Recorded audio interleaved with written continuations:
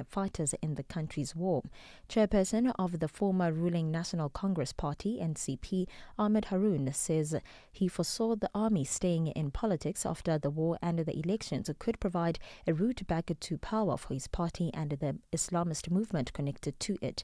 The UN has called the world's biggest humanitarian crisis as the result of more than 2 years of war between Sudan's army and the RSF. Onto this now, South Africa's African National Congress Party is hosting the 2025 Liberation Movement Summit in Johannesburg under the theme Defending the Liberation Gains, Advancing Integrated Socio-Economic Development, Strengthening Solidarity for a Better Africa. The gathering reaffirms the ideological foundations of the Sixth Southern African Liberation Movement, the ANC, AMPLA of Angola, SWAPO of Namibia, FRELIMO of Mozambique, Zimbabwe ZANU-PF and CCM from Tanzania, and their historical role in securing independence, dignity and development across the region. It also seeks to reassert the relevance of these movements in a rapidly shifting global order. ZANU-PF spokesperson Christopher Mutsvanga says now it's time for a reflection. Well, it's very important because we are here to look back at where we came from, to build upon where we came from, so that we understand better where we are today, but more important to also use where we are today to chart the future. This is the reason why we are here, and the states are coming. The Secretary Generals, of course, will be starting today. We are looking at delivering prosperity to our people who fought so long and so hard for the prospect of prosperity, who sacrificed their own lives, a whole generation, for the sake of prosperity. A South African public benefit organisation, Pratselozi Trust, with a mission to protect and defend the rights of families to homeschool or operate small private cottage schools according to their own values, beliefs and educational approaches, has filed a constitutional court challenge against the Basic Education Laws Amendment Act. According to the Trust, Parliament failed to allow sufficient public participation, resulting in a flawed and potentially unconstitutional law. The Trust says for participation to be meaningful, there needs to have been adequate notice of public hearings, proper education about the bill's content, and adequate time for the public to express their views. They claim these requirements were not fulfilled. The Trust spokesperson, Chris Corriero. Kids that are 8, 10, 12 years old should be weighing 40 kilograms plus. All I can feel are bones. Their humeral width, their upper arm, is the same width as their wrists. I can feel their bones through their skin, and as a consequence, they have no ability to cope with the degree of injury inflicted upon them. Apologies for that wrong audio. Rather, onto the story now. Israel says it will sooner permit Jordan and the United Arab Emirates to resume airdropping humanitarian supplies to Gaza, as the countries had done last year. Israel officials and Jordan is set to carry out the first airdrop possibly as soon as today. Last year, the U.S. military, in coordination with Jordan, Egypt and France, airdropped tens of thousands of meals into northern Gaza. Medical charity Doctors Without Borders, or MSF, say a quarter of all young children screened at its clinics in Gaza last week were malnutritioned. MSF Dr. Nabal Hadeti is currently operating in Gaza. Kids that are 8, 10, 12 years old should be weighing 40 kilograms plus. All I can feel are bones. Their humeral width, their upper arm, is the same width as their wrists. I can feel their bones through their skin, and as a consequence, they have no ability to cope with the degree of injury inflicted upon them. A recap of your top story. Former DRC President Joseph Kabila is on trial for treason and murder, as well as being accused of backing M23 rebels. He has denied the charges and says the case is politically driven. For any news stories you'd like to share with us, please send an email to newsroom@channelafrica.co.za or call us on +2711 714 4459. For Channel Africa News, I am Matapela Mahape. SABC News. The African Perspective. And And coming up in your sports news this hour, so Liverpool are splashing the cash in the transfer window, while South Africa's political party, the Democratic Alliance, condemns Sports Minister Gayton McKenzie's decision to cut funding to national sporting federations. Details coming up at 4:30. Connecting Africa to the world. Africa in Business with Thami Ngubeni brings you the latest insights on Africa's economy. It is a very good afternoon to you, Africa. Welcome to Africa in Business. A lot in store for you this afternoon. We'll keep you updated on the latest between FlySafe Air and pilots who have been on strike. Now, the strike has entered its sixth day. A look at the pre-deal agreement that's allegedly been signed between South Africa and the United States. Does this mean that there will indeed be a deal secured between the two countries? We'll be talking to trade analyst Vue Njongwana this afternoon. And also universal health coverage under the radar. Will the mark, the goal of having universal health coverage by the year 2030 be reached? The World Health Organization is worried about the progress towards this goal. That and a whole lot more coming up in store for you on Africa in Business this afternoon. Africa means business. Tune into Africa in Business with Thami Ngubeni for the future of the African economy. Channel Africa, the African perspective. Just a reminder that you are most welcome to continue interacting with us on our various social media platforms. On X, Instagram and YouTube, you'll find us at Channel Africa 1. On Instagram, or rather on Facebook, we are at Channel Africa. We begin here this afternoon with the latest regarding the pilot strike. South African airline FlySafe Air and the pilots affiliated with the trade union Solidarity are today continuing with wage negotiations mediated by the CCMA, or the Commission for Conciliation, Mediation and Arbitration. The industrial action, which has entered its sixth day, has forced the airline to cut its operations by at least 30%. Several flights have been cancelled since the start of the strike, leaving many passengers stranded and causing widespread travel disruptions. For more on this, we joined on the line by SABC economics reporter Katlego Nyoni. Katlego, a very good afternoon to you. Would you brief us on the latest regarding these wage talks? A very good afternoon to you, Thami, and to our listeners at home. It's actually Katlego Lerodi, and I'm so glad to be with you this afternoon. But yeah, you find us really this afternoon still chasing the marathon of these talks from the CCMA under Section 150 of the Labor Relations Act, where they are intervening here to try and bring the parties together. Remember, it's been almost a week, Thami, of them having downed tools. This would be members of FlySafe Air's pilots section, whereby their union, trade union Solidarity, has been representing them in trying to push for better wages. But more than that, they're also calling for better working conditions. And their strike action has already brought about disruption, Thami, from Monday to where we find ourselves now, as we see the airline as well pushing to put contingency measures in place to try by all means to avert any further disruptions to their services, looking at what came out of these airports on Monday. I must say, Katlego, my apologies for that. You're most welcome to call me Lerato. I promise I will not take offense. But moving along very swiftly. Now, we do understand that Solidarity had indicated that they are willing to revise their demand of 10.5%. What do you know about this? So the parties, both of them going about it this time around, they met on Wednesday, and Wednesday was the first time that they were meeting with the CCMA, bringing them together.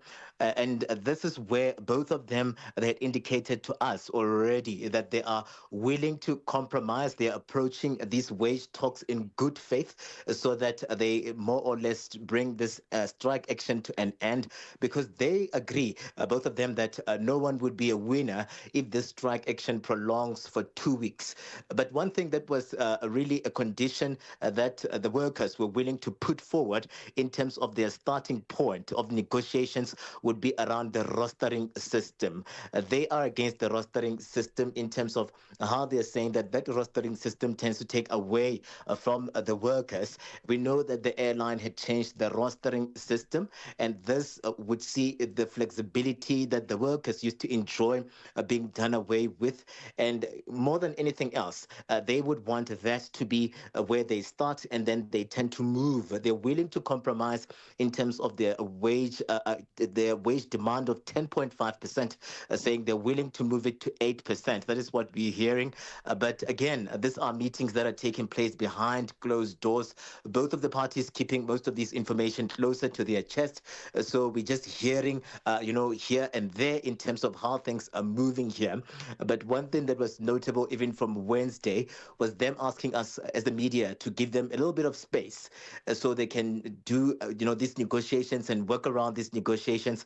So it's still a waiting game as to whether they are finding each other or whether this particular 8% could be a new figure that is solidified. Again, one thing that we know would be that if there is a new figure on the table or there's an agreement, it will have to be taken to the workers.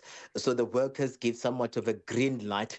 So it then give you an indication of some sort that, even if maybe they tend to agree today that there is a new offer on the table, that offer will still need to get somewhat of a balloting, and then the workers will have to agree that this is something that works for them or not. But indeed, you're right. There is a figure of 8% that is being touted here, something that will still need to be confirmed by the union. I mean, obviously, we've had a lot of passengers being, disturbed and taken out of their schedule because of this. FlySafair has cut down at least 30% of their flights, but they did have a deal with South African Airways that FlySafair and SAA would, cover some of their routes for them, or SAA would cover some of the FlySafair routes for them. Is this something still ongoing? It is definitely still ongoing. So this is something that, is accommodated also under the Labor Relations Act. It's called a firm agreement that we saw FlySafair just, more or less embarking or enforcing here, looking at the fact that they were dwindling in terms of their services. Going into Monday, they had told us that, and more or less last week, they were sending out statements, allaying fears to say that things are going to be smooth going into the week. But they were taken by surprise on Monday when most of the workers did not report for duty. So this would see them really working on a skeletal to a point whereby they had to now reach out for help because of the fact that indeed then there were frustrations and disruptions on the ground. So this deal is a deal that goes all the way into Sunday. Whether it will be extended into the coming week is something that remains to be seen. But again, something that we know very well that it was bound to go there is because of the fact that we know that FlySafair enjoys about 60% of the market share in terms of the local or regional flights that would move within various of these airports. It's even, larger than your national carrier, your SAA. So you can imagine that if indeed then they were working on a skeletal and some of these pilots that are on duty had to rest because that is something that they have to do in law, then they would need to have more boots on the ground to take over some of these routes, and which is why they approached SAA to say, please help us here in carrying some of these passengers as other pilots tend to rest. But also speaking to them this afternoon, I spoke to Kirby Gordon, who is the Chief Marketing Officer there at FlySafair, who was just giving us a sense of how operations are going. Very positive, unlike how he was earlier on in the week. You could feel the frustrations, even though he was keeping a straight face. He is confident that at least they'll find each other with the workers, but saying that operations at this point in time are stable. They've been operating at over 90% of their airlines that would be, or their crafts that would be on schedule. So they're looking at that continuing into the coming week. Also just advising some of the passengers to say go onto their website if you are worried about some of the developments that are taking place here. There are others that have already indicated even from Monday that they would want a refund here, and this is a process that we saw the airline as well just kickstarting to say they would want that expedited so that they don't lose favor with some of their passengers. Oh, certainly. you don't want to lose any part of that 60% local market share. Katlego Legodi, thank you so much for that report. Appreciate it. Bye-bye. Have a good one. That's SABC economics reporter on the latest regarding the FlySafe Air and pilots under solidarity and that strike. So we'll see where this 8% goes. As he said, it's not yet confirmed. The unions will then have to take it through to the workers. And, should that be acceptable, how will that then lead the signing of agreements between FlySafe Air and their pilots? This will certainly continue into the new week and certainly into the weekend. We'll keep you updated right here on Channel Africa. Você é fluente em português? É apaixonado por rádio e quer trabalhar na África do Sul? Você tem documentos que o qualificam para trabalhar na África do Sul? Nesse caso, podemos ter uma oportunidade para você trabalhar no Canal África. Envie seu currículo e demonstração para Canal África at newsroom@channelafrica.co.za. Lembre-se, se você não receber alguma resposta nossa em 14 dias, isso significa que você não foi selecionado. Canal África, a perspectiva africana. Stay ahead with Africa in Business, where Thami Ngubeni unpacks your go-to source for Africa's economic trends and development. It is exactly 18 minutes after 4 p.m. Central African time. Our focus now turns to South Korea and the United States. The two countries have been discussing a shipbuilding tie-up that could include investments to modernize U.S. shipyards and more help to repair the U.S. naval fleet as Seoul seeks better tariff terms. This report by Reuters. Pressure is growing for South Korean officials to reach a deal on tariffs after Japan's success in striking a trade agreement with the US this week. Now a shipbuilding partnership is one idea being discussed, according to government and industry sources, in exchange for better terms. A source says the tie-up would see Seoul invest in modernizing US shipyards and give more help to repair US Navy vessels. South Korean trade officials who declined to be named says the country's proposal of a, quote, Korea-US manufacturing renaissance partnership in areas such as shipbuilding had drawn strong US interests. Donald Trump has made it a priority to revamp the aging US shipbuilding industry in order to keep up with China, the market leader. His interest in Korean shipbuilding dates back to a 1998 helicopter trip to visit Goje Shipyard. Lim Moon-kyu, a retired senior executive at the former Daewoo Shipbuilding Company, remembers accompanying the VIP guest who stood on top of a high crane to view the yard on a southern island. 배 규모, 조선소 규모가 엄청난. I think he must have felt that the size of the ship and shipyard were humongous. 영어는 그 배에 대해서는 전혀 모르고. Clearly, he was impressed, saying wonderful, wonderful. 와, wonderful, wonderful, wonderful 하면서. Since he didn't know about shipbuilding. Lim thinks the occasion left a lasting impression on Trump that primed him to work with Korean shipbuilders to counter China. 미국한테 무슨 What carrots can we give to the United States except shipbuilding?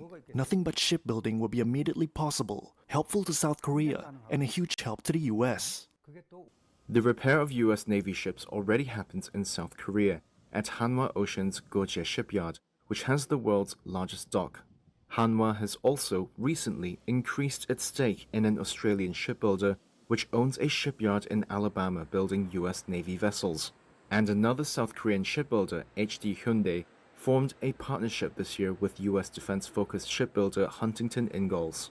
A researcher told Reuters the most realistic option for South Korea is to make a deal to fix a certain number of U.S. Navy vessels annually or build parts for new ships.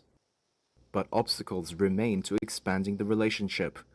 Woo Jong-hoon, a marine expert at Seoul National University, says U.S. yards struggle to obtain parts and find local talent, while there's also a raft of U.S. regulations that protect domestic shipbuilding. Ultimately, I think it is necessary for the South Korean government to control Hanwha and HD Hyundai well, to establish a strategy and become a control tower that can make suggestions to the United States. Wu said South Korea could skirt U.S. regulations by building sections of ships to be delivered to U.S. yards for assembly, or they could designate a South Korean shipyard as a special district where it's permitted to make U.S. naval vessels. That report by Reuters taking us to exactly 22 minutes after 4 p.m. Africa in Business on Channel Africa. More on U.S. trade, and this time trade with South Africa. It has been reported that South Africa has signed a pre-deal agreement with the United States as Pretoria aims to secure a trade deal that would exempt some of its key exports from the tariffs, including autos, auto parts, steel and aluminium. As of the 1st of August, a 30% tax on U.S. imports from South Africa, which is part of the global reciprocal tariffs, is set to take effect. For more on this, we're joined on the line by Vua Njongwana, trade analyst. A very good afternoon to you, Vua. Welcome to Africa in Business. Good afternoon, Thami. So can we read this pre-signing of the proposed trade deal as an indicator that we might indeed, as in South Africa, might indeed be accepting this new trade deal? Thami, I think we don't really have an option. I think we are now looking, I don't like this phrase, but the better of two devils. And I think by signing, we are acknowledging that there are certain decisions that might not be reversible, but we need to make the best of a bad situation. So in this new proposed deal, the emphasis seems to be on critical minerals that supply the United States. Could this be the selling point, given Trump's focus on setting about dealing with mineral-rich countries such as the DRC and the Ukraine? There seems to be a congruency there.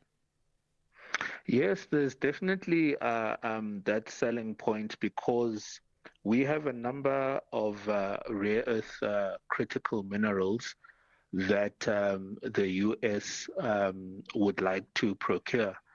And I definitely think that expanding trade and even diversifying trade between the U.S. and South Africa might be the best way, I'm sorry to use this phrase, but to appease Trump.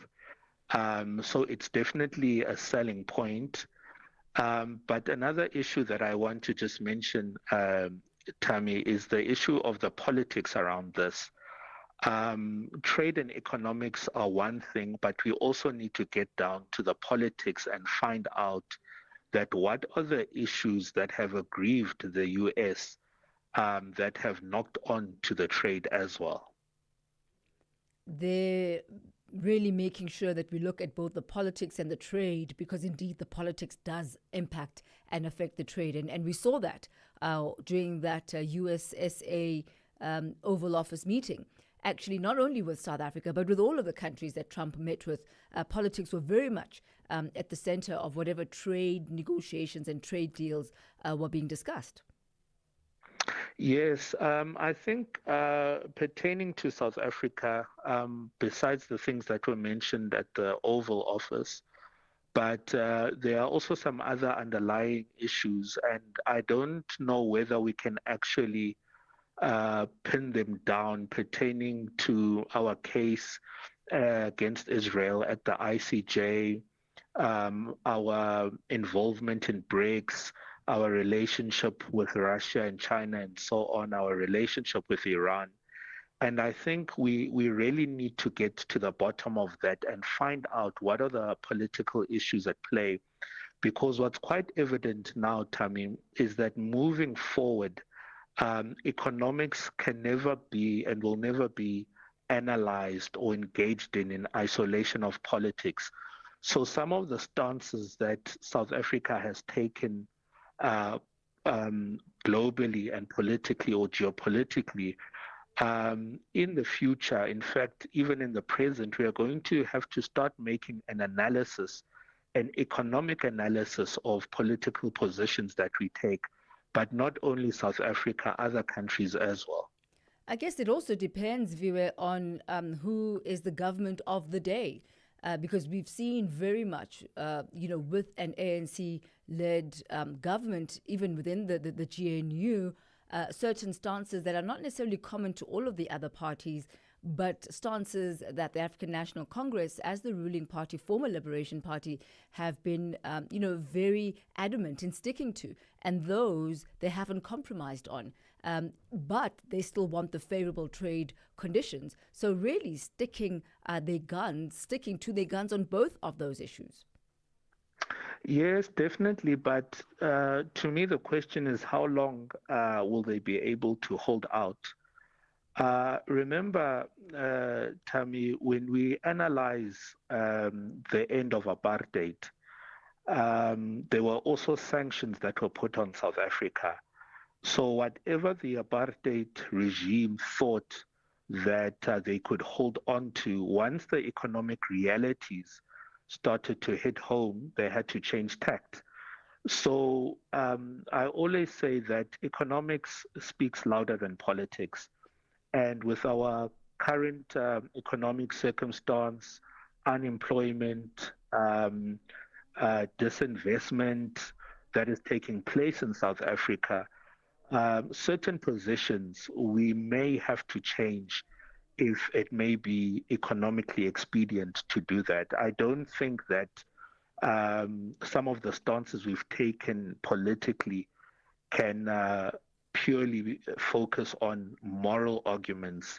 In global politics and in politics, the politics have to accompany the economics, because at the end of the day, service delivery, employment and economic growth have to take place. And trade is one of those means to make sure that domestic economy is sustained. Viwe, let's take a look at the strategy that has been common to many of the countries that are getting the shorter end of the United States tariffs. Many of them have spoken about expanding markets. South Africa's Minister of Agriculture, John Steenhuisen, said that South Africa is really wanting to expand its trade partners. Could this be a solution to offset this 30% tariff on exports? He mentioned the likes of Chile, of New Zealand, of Peru, for example. Can these markets offset the impact that might be caused by the 30% tariff hike? No, not in an immediate way, Thami. These value chains are not built overnight. There's infrastructure rather, that is at play. There are agreements that need to be made. So definitely, it's quite evident now that we need to diversify our exports and our trading partners, but it's definitely not going to happen overnight. And it's not going to happen at the rate at which Donald Trump is working. Remember, we're working now with a deadline of 1st of August, and even if it is extended, it won't be extended by that much. So we cannot develop the value chains and the production value chains that need to be developed fast enough. So the consequences will play themselves out first, well before we are actually able to diversify. So I think we have to walk down this road and get to an agreement with the US while we are simultaneously building other value chains globally. We're going to go to our markets desk for our latest market indicators, but I really cannot let you go, Viwe, without asking you this. And if we could maybe just try and sum it up really quickly. We've seen the U.S. lawmakers proposing the U.S.-South Africa Bilateral Relations Review Act of 2025. And what this in effect does, it seeks to impose sanctions against some ANC leaders who have been accused, amongst other things, of supporting China, Russia and Iran, and also mismanaging state resources. How might political tensions such as this, for example, affect those trade talks? I think in many ways it does tie in to an earlier conversation we had, but I'd like us to zone in on just this particular review of the Act. Look, definitely, Thami, it's going to be consequential. But I think what we need to do is to find out why are the people that are being sanctioned. Remember, targeted sanctions may be the beginning of bigger sanctions, national sanctions. And we need to find out what is the evidence that is at play. Remember, South Africa is a sovereign state. So in terms of relating with China, in terms of relating with Russia and other countries, we can't say that we won't do that, or we can't give a guarantee to the US to say that we're going to stop relating with these countries. But what we need to definitely do is to make sure that those relations are above board and that there are no individuals that are going beyond their obligation to the government and to the nation of South Africa All right. to accrue wealth privately and corruptly as well. Well, Yes, certainly madam. something to continue looking at with a very fine-tooth comb. We thank you so much for your analysis this afternoon, Viwe. I appreciate it as well, Thami. Thank you very much, ma'am. Thank you, sir. That's Viwe Njongwana, trade analyst on a USA pre-deal agreement that's been signed. That takes us to exactly 4:32 Central African time. Thank you very much to the Economics Desk for very kindly giving us those extra 2 minutes just to finish off that conversation. We head over now to the Economics Desk for the latest market indicators with Thabiso Lehoko.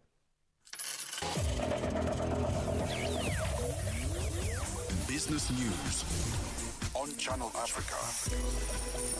The African perspective. Thanks, Tommy, and good afternoon.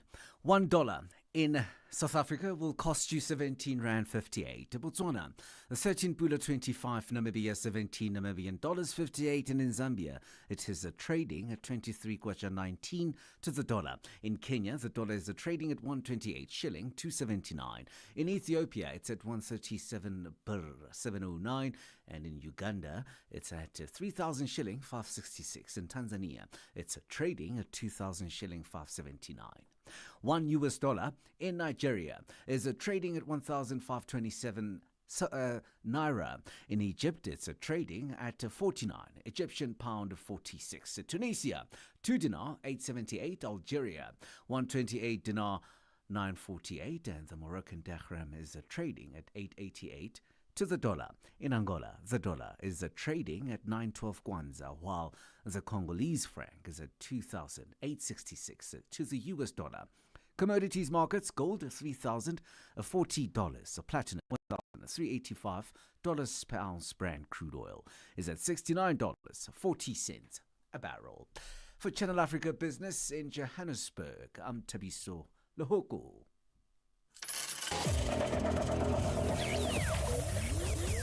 Business news on Channel Africa. The African perspective. Thank you to Thabiso Lehoko for the market indicators. We take you now to the business of sport with Musibudi Makura. Sports on Channel Africa. The African perspective. Thank you so much, Thami. A very good afternoon from the sports desk. So Liverpool's big money investment on transfers is a result of long-term planning. That's according to the CEO of the club, Billy Hogan, also adding that winning a record-equaling 20th English top-flight title convinced the club it was time to act like a modern powerhouse. So Liverpool's latest acquisition, French striker Hugo Ekitike from Eintracht Frankfurt, in a deal worth $106 million, including add-ons, has taken the club's transfer expenditure this window to nearly $405 million. So outgoings, including 6 players, those include the likes of Trent Alexander-Arnold, have also so far generated around $87 million. So the BBC's Mark Attenborough discusses the spending during the transfer window from a Liverpool point of view. And when you look at Liverpool's spending over the course of this summer, they really have gone to town in backing Richard Hughes, Michael Edwards and Arne Slot in bringing together a really exciting young team. Now, this is a graphic of their most expensive signings over the course of the club's history. You can see Florian Wirtz out in front. You have to remember as well that that is 100 million of guaranteed payments. The 16.5 is additional add-ons. And obviously, because he hasn't kicked a ball for Liverpool yet, they're still at 100 million. Meanwhile, Mike Adam also speaks on the Liverpool latest signing in Hugo Ekitike, who was signed earlier this week. But you can see Hugo Ekitike, that 79 million, which includes the add-ons, would put him third on Liverpool's all-time purchases list. Darwin Núñez up there, Virgil van Dijk that joined from Southampton as well. And you can see the investment in this new striker as well from Liverpool, the fact that he sits so prominently in that list of all-time buys. Onto this now, Swedish striker Victor Gyokeres is expected to complete a move to Arsenal from Sporting Lisbon this weekend. BBC Sport have previously reported an $83.5 million deal, which was in the final stages, with the move only held up because of negotiations between the clubs over add-on payments. So the 27-year-old has been given permission to travel in order to complete his medical and is now expected to sign a 5-year contract and officially become an Arsenal player in the next couple of days. Speaking earlier on today, Arsenal boss Mikel Arteta said in our quote, he cannot talk about the player who is not ours yet, but also suggested any new signing would join the tour as soon as possible. While England aren't just chasing continental glory this weekend, there's a substantial financial reward waiting for them. Now, UEFA previously confirmed a record-breaking prize money pot for the Women's Euro 2025 tournament. If the Lionesses go all the way and beat Spain in Basel on Saturday, then the total payout will be $5 million. Players will also then receive a share of the prize money, with UEFA stating that national associations must allocate between 30% and 40% of their prize money to the players. So split among the 23, this would then mean a sum of $76,000 to $96,000 per player if they manage, of course, to beat Spain in the final tomorrow. And finally, South Africa's political party, the Democratic Alliance, has condemned Sports Minister Gayton McKenzie's decision to cut funding to national sports federations, undermining grassroots development as well as threatening South Africa's Olympic future. The DA will move forward with an urgent oversight meeting in the Sports, Arts and Culture Portfolio Committee in Parliament, where Gayton McKenzie will have to come and explain his choice that has now, according to the DA, strangled grassroots sports federations. So according to the DA, instead of investing in proven pathways for young athletes, the minister is diverting funds to grand vanity projects, stripping funding from federations, as well as directing it into these larger and less transparent projects. Well, that is a wrap from the sports desk at this hour. For any sports stories you'd like to share with us, our email address is newsroom@channelafrica.co.za or call us on +27 11714 4459. For Channel Africa Sport, I am Musibudi Makura. Sports on Channel Africa. The African perspective. African enterprise meets global opportunity. Africa in business on Channel Africa. It is exactly 4:39 Central African time. Thank you to Thabiso Lehoko and Musibudi Makura. Let's turn our focus now to issues of health. The World Health Organization says the world is way behind in making progress towards universal health coverage by 2030. That is the target that has been set. The organization says improvements to health services coverage have stagnated since the year 2015. Meanwhile, ProfMed CEO Craig Comrie says the dream of universal healthcare in South Africa cannot live or die on the fate of a single policy, the NHI. He says the country needs to have healthcare reforms that are grounded in economic reality and constitutional responsibility. To find out how South Africa can go about getting the National Health Insurance, or the NHI, right, we're joined this afternoon by the CEO of ProfMed, Craig Comrie. A very good afternoon to you. Welcome to Africa in Business. Good afternoon, Thami, and good to be with you. So the World Health Organization says the world is nowhere near achieving universal health coverage. What could be causing those delays? What are the challenges that you've identified? Well, there are a number of challenges that are present in a lot of developed and underdeveloped countries as well, but most of them relate to resources. If it's not financing, then it certainly is the availability of healthcare workers, doctors, specialists, nurses, and so forth. And so we see in the developing countries, the typical national health systems buckle under the pressure because they aren't producing enough doctors and specialists and nurses to actually provide the services. And so it's becoming very expensive to actually deliver services. And typically the developed countries are coming into Africa and other developing countries and trying to poach healthcare staff, which puts additional pressure on developing countries, specifically like South Africa. Well, going back to South Africa, as you've mentioned, you will know that the country's been working on the National Health Insurance Bill since 2019. It is a bill that's been met with some fierce opposition. So the Profmed 2025 State of Health report shows that 75% of South Africans believe that the NHI will worsen healthcare, and that more than 60% lack confidence in the public system. I'm quite astounded by these percentages and these numbers, and it begs the question, what was your sampling demographic like? Yeah, so Profmed actually is a medical scheme established by healthcare practitioners, so the doctors and specialists. We have about half of them are present on our scheme. So many of the surveyed results comes from that grouping. But the context is important because these doctors have all done their training in the public sector. So they are well familiar with the state of health in the public sector as much as they work currently in the private sector. And so that context is important. So inevitably, the discussion started not just to ask about NHI, it was almost testing the quality of services in South Africa across the healthcare sector, both public and private. And so the initial questions were around the perceptions about health services and then what reforms are required. I mean, it was evident from the feedback that people didn't believe the NHI Act and the way that South Africa has chosen a policy to drive universal healthcare had any chance of success. May I, Craig, just for the sake of clarity moving forward, would it be more accurate for us to say the South African, perhaps professionals within the healthcare industry, 75% of them say this and 60% of them say that? Because it's very different when you're talking to the layman and woman in the street, because now you're talking about, 75% of the population, which is not the case here. It's 75% of healthcare professionals.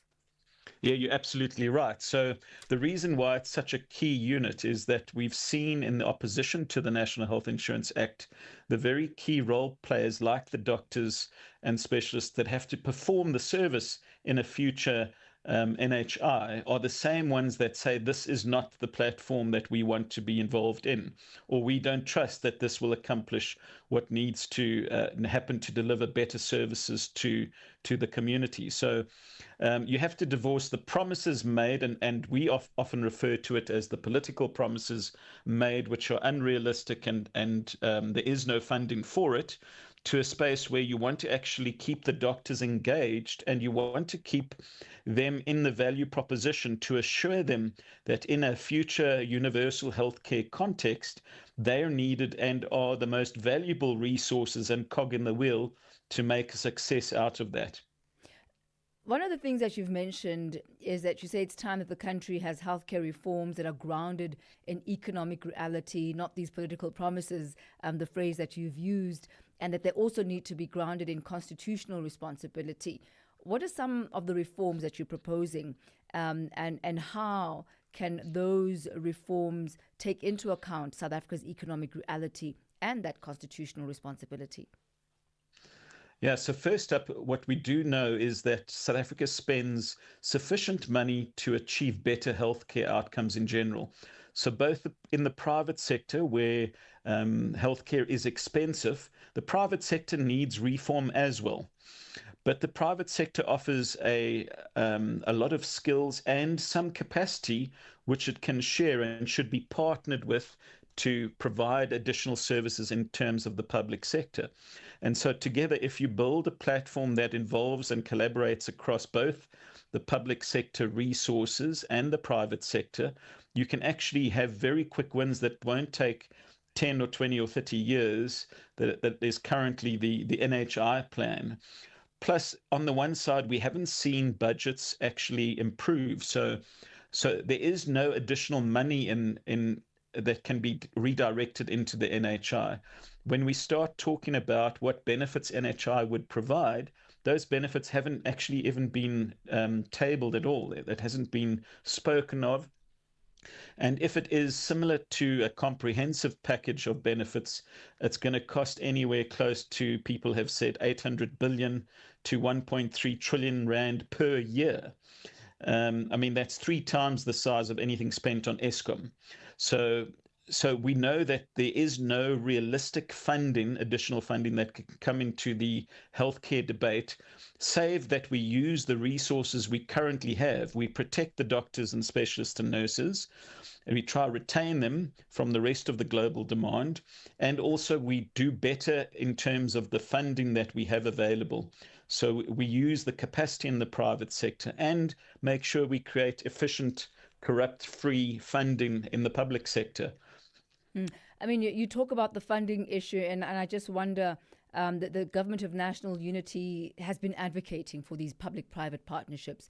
How key do you believe these partnerships are in reforming the healthcare system and indeed providing this additional money in order to be able to breathe life to this NHI and then ultimately achieve that World Health Organization goal of achieving universal health coverage by 2030?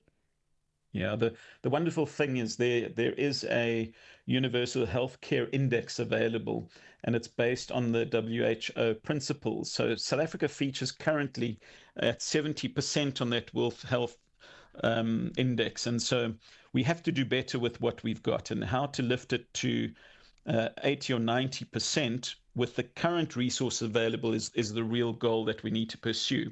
And I believe that if we can do better in terms of managing the spend more efficiently, both in the public purse and in the private sector, if we do it smartly, we can build trust that attracts more investment. We can build trust that attracts either more taxes and more resources into our healthcare system. And so that's the real approach that we need to move to. Craig Comrie, it's been a pleasure speaking with you. Thank you so much for putting all of this into perspective for us, and also just taking us through the outcomes of that 2025 State of Health report. That's CEO of ProfMed, Craig Comrie, who takes us to exactly 4:49 Central African Time. Africa means business. Tune into Africa in Business with Thami Ngubeni for the future of the African economy. Channel Africa, the African perspective. It is exactly 4:49 Central African Time. You know how we wrap up the week. We do it the same every single Friday. I must say, certainly one of my highlights as we do a business roundup of the leading stories on the African continent. And for that, we've got Victor Khumuswana, author of Africa is Open for Business and Africa Bounces Back. Victor, good to have you with us once again.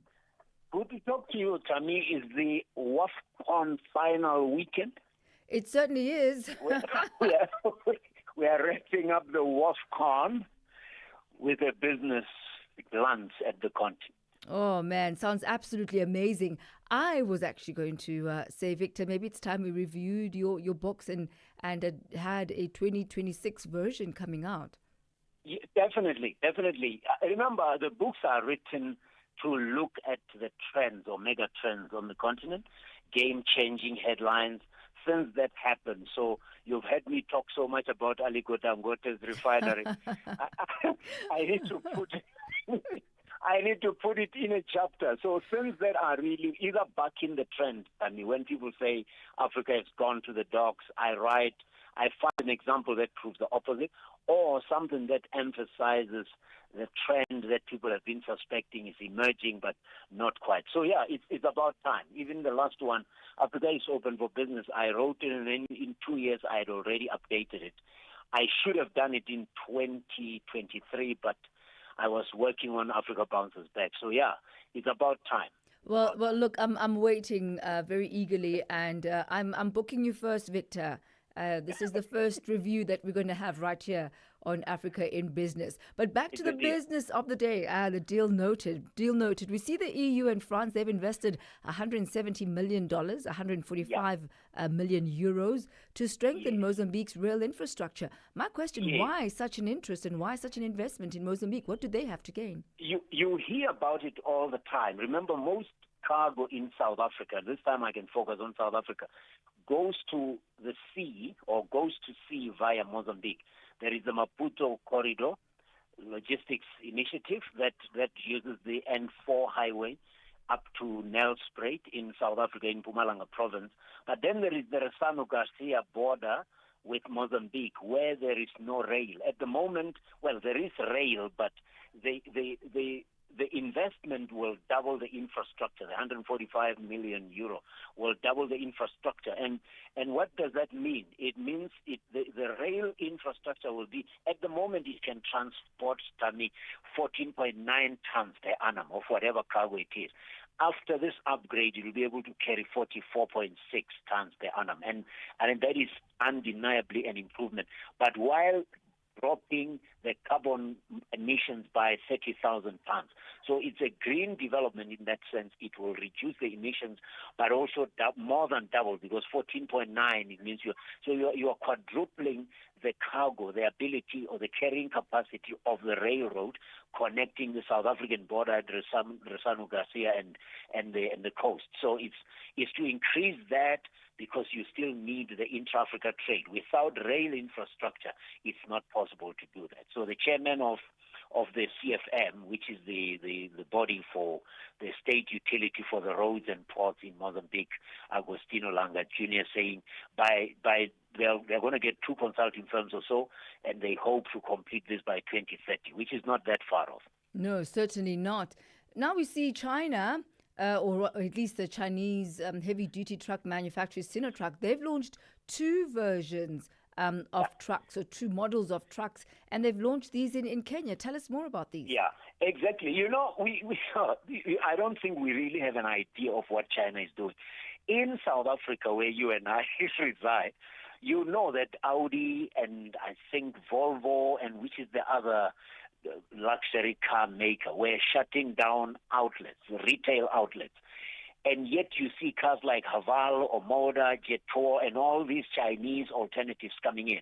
So this is Sinotruk. It makes models, the H2, which is light duty, and H3, which is medium duty. And what they are saying, these trucks can take a higher payload, obviously carry more, and they have larger fuel tanks, but they are much more fuel efficient, because you know they are very electronically attuned. They use a lot of technology. So they are reducing delivery time. They will improve product availability and after-sales support.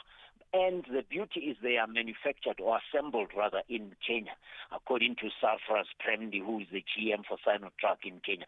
There is an MOU between Sinotruk International and Kenya vehicle manufacturers. So it is something that's going to just take the market away further from the likes of Mercedes-Benz, from MAN trucks and all those, because these are light duty and medium. They favor, Thami, the small and medium enterprises. They are quicker. You deliver smaller cargos, medium-sized cargo. It's going to be taking advantage of that intra-Africa trade that we talk about in the East African community. And we see the CEO of Cassava Technologies making headlines, being rated among the world's top 50 tech CEOs. Tell us more about him, Hardy Pemuya. Yes. Yeah, this is the inaugural ranking by Tech Capital. And President Hardy Temiwa, you know, Cassava Technologies is a subsidiary or a unit within the Econet stable of Strive Masiyiwa. But Cassava Technologies comes from Cassava Remit, which was a fintech technology company. But now Cassava Technologies is a much broader subsidiary of that. So what they're doing is they're saying, I mean, I didn't know this, they have 110,000 kilometers of fiber optic cable, the largest in Africa, and this network is carrier and cloud neutral. Think of a cell phone, Thami, that you buy, a handset that doesn't tie you to one network. That's what they mean by carrier or cloud neutral, which means the data center facility allows you to do the co-locations or rent space somewhere, but you're not tied to one network. And I'm told this is the first NVIDIA-powered AI factory. NVIDIA, as you know, is the largest accelerated computing solution that runs high-speed computers. And so it's an indication that something that is homegrown in Zimbabwean company, although it's based a lot in the UK and cashing in on that kind of money transfer channel, is possible that you can have innovation that really solves problems, data centers and fiber neutral towers and locally led solutions, which is what we want to see. Again, credit to Strive Masiyiwa, the Zimbabwean billionaire who's sadly based in London. So, lab-grown gems, otherwise known as synthetic, stones or cultured gemstones. We've been talking about this for quite a while, especially as far as Botswana is concerned, but they really are putting a squeeze on the diamond industry. Yes. I'm sure you talked about it on your TV show, Thami. The De Beers, which has a joint venture with the Botswana government, Botswana. President Duma Boko not very impressed, saying if Anglo-American is not able to make De Beers deliver, we are going to have to take it over. Listen to this. 2022, Walmart started selling lab-made stones. Because remember, these are similar in every respect, in terms of strength, in terms of structure, and in terms of just appeal. It is the same. They grew their sales by 2024 by 175%. And they were already lab-made diamonds, 50% of the assortment, which means Walmart, which is not really a jewelry shop or a store, was second to Signet, which is the largest in the U.S. Now, if you think about it, there's a publication called The Knot, which conducts surveys. In 2024, the U.S. market was about 17,000 people tying the knot, and more than 50% of them were already using lab-made diamonds. So I don't know what's going to happen to these mining companies, because Al Cook, the CEO of De Beers, is saying, no, the resale value of lab diamonds is not that good. You can only sell up to 30%, but I don't know what's going to happen. We'll have to see. And I wonder if they really, there would be an appetite to resell if they're so cheap. But look, we're going to have to leave it at that for this afternoon, Victor. Lovely chatting to you once again. Have a great weekend.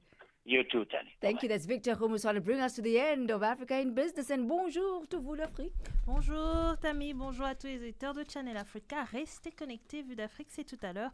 Les grands titres, c'est la Centrafrique et la RDC avec Oxfam. C'est tout à l'heure sur Vue d'Afrique. Merci. Merci beaucoup. And merci beaucoup as well to our entire team, our producer, Mabo Bolok, our technical producer, and Dando Lutuli on social media, Nomalanga Butelezi, Matapelo Mahapi on the news, Tabisulu Huko at the economics desk, and Musibudi Makura in sport. I'm Thami Ngubeni. This has been this week's edition of Africa in Business on Channel Africa. Heading over now to the French desk. Give yourself a splendid evening further. Goodbye.